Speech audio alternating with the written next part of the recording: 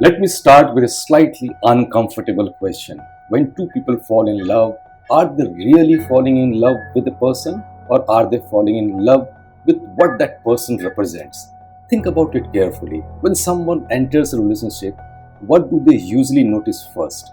Maybe it is intelligence, maybe it is money, maybe it is ambition, maybe it is beauty, maybe it is confidence. But very rarely do we start with nothing. Almost always, something about the other person looks better than what we already have. Now, pause and ask yourself something honestly. If two people are sitting in a car together, both of them are quietly asking one question in their mind: what does this person have that makes my life better?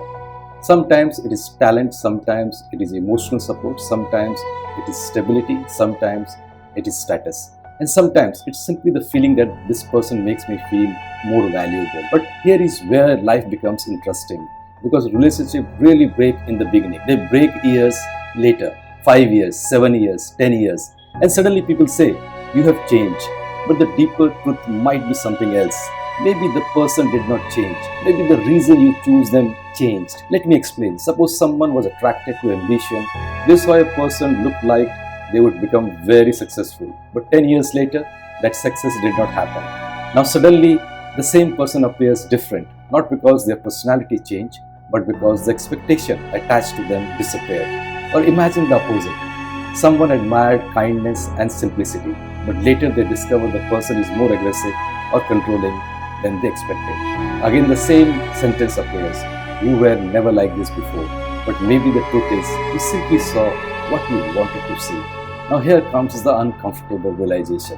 Most relationship begins with admiration of a strength, but most relationships end with frustration about a weakness. Think about this for a moment. The very quality that attracts you to someone often creates a conflict later. Ambition becomes obsession, confidence becomes arrogance, independence becomes distance, kindness becomes expectation, and slowly the relationship becomes a negotiation. You should be like this, you should not be like that, you have changed. But what if the real question is, do we ever truly understand the person, or did we only understand the value they seem to bring? This is why relationships often feel magical in the beginning, because we are not just seeing the person, we are seeing a future version of our life through them. A future with more comfort, more status, more happiness, more security. But life has a strange way of testing those assumptions. Years later, when the illusion disappears, what remains is not the dream, it is the real person.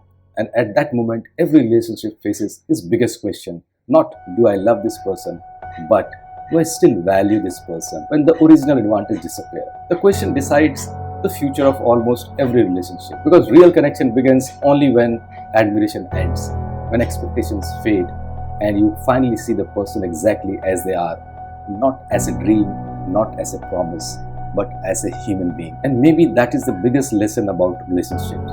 Love does not usually start relationship. Love is what survives after the expectations collapse. And the strange thing is, very few people ever think about this before they fall in love.